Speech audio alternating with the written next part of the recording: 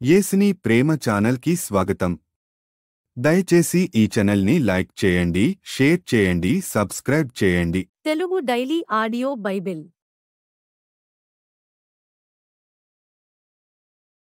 కీర్తనల గ్రంథం 136వ కీర్తన. యెహోవా దయాళుడు, ఆయనకు కృతజ్ఞతాస్తుతులు చెల్లించుడి. ఆయన కృప నిరంతరముండును. దేవదేవునికి కృతజ్ఞతాస్తుతులు చెల్లించుడి. ఆయన కృప నిరంతరముండును. ప్రభువుల ప్రభువునకు కృతజ్ఞతాస్తుతులు చెల్లించుడి. ఆయన కృప నిరంతరముండును. ఆయన ఒక్కడే మహాశ్చర్య కార్యములు చేయువాడు. ఆయన కృప నిరంతరముండును. తన జ్ఞానము చేత ఆయన ఆకాశమును కలగజేసెను. ఆయన కృప నిరంతరముండును. ఆయన భూమిని నీళ్ల మీద పరచినవాడు. ఆయన కృప నిరంతరముండును. ఆయన గొప్ప జ్యోతులను నిర్మించినవాడు. ఆయన కృప నిరంతరముండును. పగటి నేలుటకు ఆయన సూర్యుని చేసెను. ఆయన కృప నిరంతరముండును. రాత్రి నేలుటకు ఆయన చంద్రుని నక్షత్రములను చేసెను. ఆయన కృప నిరంతరముండును. ఐగుప్తు దేశపు తొలిచూలులను ఆయన హతము చేసెను. ఆయన కృప నిరంతరముండును. వాటి మధ్య నుండి ఇశ్రాయేలీయులను ఆయన రప్పించెను. ఆయన కృప నిరంతరముండును. చేయి చాచి తన బాహుబలము చేత వారిని రప్పించెను. ఆయన కృప నిరంతరముండును. ఎర్ర సముద్రములను ఆయన పాయలుగా చీల్చెను. ఆయన కృప నిరంతరముండును. ఆయన ఇశ్రాయేలీయులను దాని నడుమ దాటిపోజేసెను. ఆయన కృప నిరంతరముండును. ఫరోను అతని సైన్యమును ఎర్ర సముద్రములో ఆయన ముంచివేసెను. ఆయన కృప నిరంతరముండును. అరణ్య మార్గమున ఆయన తన ప్రజలను తోడుకొని వచ్చెను. ఆయన కృప నిరంతరముండును. గొప్ప రాజులను ఆయన హతము చేసెను. ఆయన కృప నిరంతరముండును. ప్రసిద్ధి నొందిన రాజులను ఆయన హతము చేసెను. ఆయన కృప నిరంతరముండును. అమోరీయుల రాజైన సీహోనును ఆయన హతము చేసెను.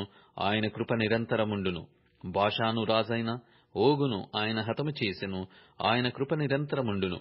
ఆయన వారి దేశమును మనకు స్వాస్థ్యముగా అప్పగించెను. ఆయన కృప నిరంతరముండును. తన సేవకుడైన ఇశ్రాయేలీయులకు దానిని స్వాస్థ్యముగా అప్పగించెను. ఆయన కృప నిరంతరముండును. మనము దీన దశలోనున్నప్పుడు ఆయన మనలను జ్ఞాపకము చేసుకొనెను. ఆయన కృప నిరంతరముండును. మన శత్రువుల చేతిలో నుండి మనలను విడిపించెను. ఆయన కృప నిరంతరముండును. సమస్త జీవులకును ఆయన ఆహారమిచ్చుచున్నాడు. ఆయన కృప నిరంతరముండును. ఆకాశమందుండు దేవునికి కృతజ్ఞతాస్తుతులు చెల్లించుడి. ఆయన కృప నిరంతరముండును. కీర్తనల గ్రంథం 137వ కీర్తన. బబులోను నదుల యొద్ద కూర్చుండి యున్నప్పుడు మనము సియోనును జ్ఞాపకము చేసుకుని ఏడ్చుచుంటిమి. వాటి మధ్యనున్న నిరపంజి చెట్లకు మన సితారాలు తగిలించితిమి. అచ్చట మనలను చెరగొన్నవారు ఒక కీర్తన పాడుడి అనిరి.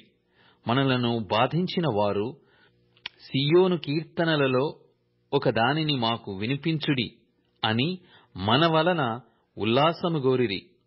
అన్యుల దేశములో యెహోవా కీర్తనలు మనమెట్లు పాడుదుము? యెరూషలేమా, నేను నిన్ను మరచిన ఎడల నా కుడి చెయ్యి తన నేర్పు మరచునుగాక. నేను నిన్ను జ్ఞాపకము చేసి కొనని ఎడల నా ముఖ్య సంతోషము కంటే నేను యెరూషలేమును హెచ్చుగా హెచ్చించని ఎడల నా నాలుక నా అంగిటికి అంటుకొనుగాక. యెహోవా, ఎదోము జనులు చేసినది జ్ఞాపకము చేసి కొనుము. యెరూషలేము పాడైన దినమును జ్ఞాపకమునకు తెచ్చుకొనుము. దానిని నాశనము చేయుడి, సమూల ధ్వంసము చేయుడి అని వారు చాటిరి కదా. పాడు చేయబడబోవు బబులోను కుమారి, నీవు మాకు చేసిన క్రియలను బట్టి నీకు ప్రతీకారము చేయువాడు ధన్యుడు. నీ పిల్లలను పట్టుకొని వారిని బండకు వేసి కొట్టువాడు ధన్యుడు. కీర్తనల గ్రంథం 138వ కీర్తన. నేను నా పూర్ణ హృదయముతో నీకు కృతజ్ఞతాస్తుతులు చెల్లించుచున్నాను. దేవతల ఎదుట నిన్ను కీర్తించెదను. నీ పరిశుద్ధాలయము తట్టు నేను నమస్కారము చేయుచున్నాను. నీ నామమంతటి కంటే నీవిచ్చిన వాక్యమును నీవు గొప్ప చేసియున్నావు. నీ కృపా వాత్సల్యమును బట్టి నీ నామమునకు కృతజ్ఞతాస్తుతులు నేను చెల్లించెదను. నేను మొర్రపెట్టిన దినమున నీవు నాకు ఉత్తరమిచ్చితివి. నా ప్రాణములో త్రాణ పుట్టించి నన్ను ధైర్యపరిచితివి. యెహోవా, భూరాజులందరూ నీవు సెలవిచ్చిన మాటలు విని నీకు కృతజ్ఞతాస్తుతులు చెల్లించెదరు. యెహోవా మహాప్రభావము గలవాడని వారు యెహోవా మార్గములను గూర్చి గానము చేసెదరు. యెహోవా మహోన్నతుడైనను ఆయన దీనులను లక్ష్యపెట్టును. ఆయన దూరము నుండి గర్విష్ఠులను బాగుగా ఎరుగును. నేను ఆపదలలో చిక్కుబడి యున్నను, నీవు నన్ను బ్రతికించెదవు.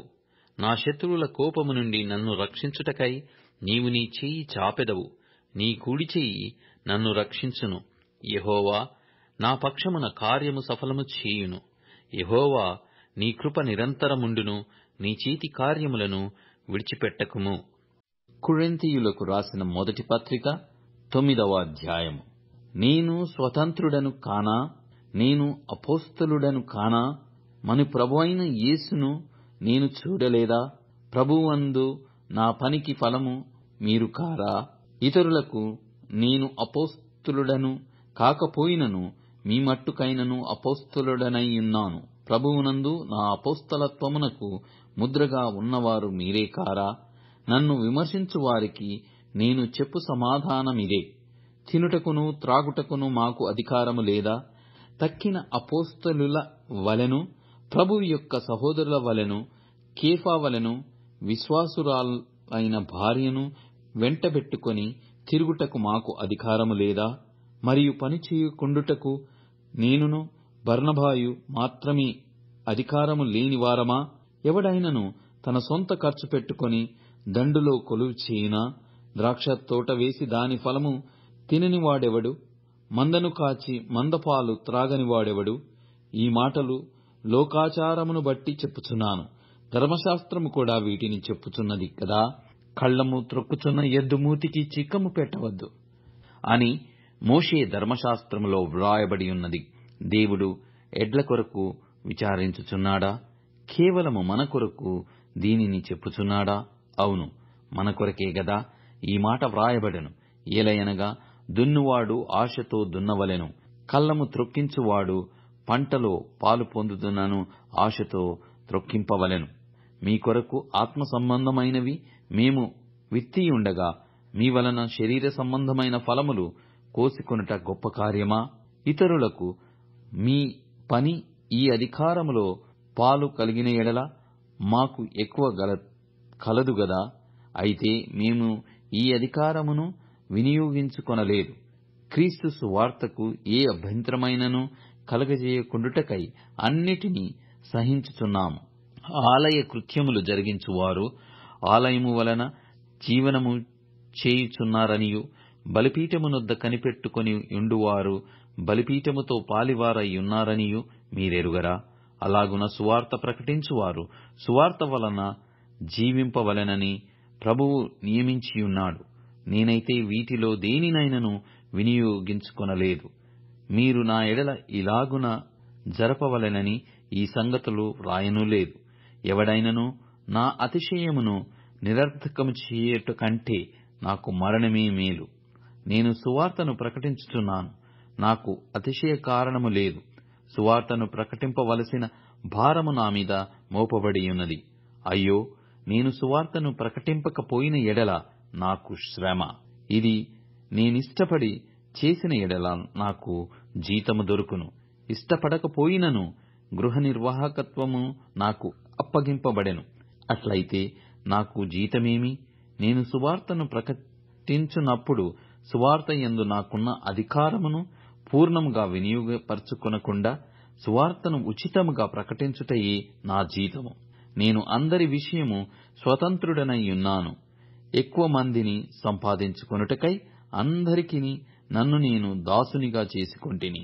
యూదులను సంపాదించుకొనుటకు యూదులకు యూదుని వలె ఉంటిని. ధర్మశాస్త్రమునకు లోబడిన వారిని సంపాదించుకొనుటకు నేను ధర్మశాస్త్రమునకు లోబడిన వాడను కాకపోయినను ధర్మశాస్త్రమునకు లోబడిన వాని వలె ఉంటిని. దేవుని విషయమై ధర్మశాస్త్రము లేని వాడను కాను గాని క్రీస్తు విషయమై ధర్మశాస్త్రమునకు లోబడిన వాడను. అయినను ధర్మశాస్త్రము లేని వారిని సంపాదించుకొనుటకు ధర్మశాస్త్రము లేని వారికి ధర్మశాస్త్రము లేని వాని వలె ఉంటిని. బలహీనులను సంపాదించుకొనుటకు బలహీనులకు బలహీనుడనైతిని.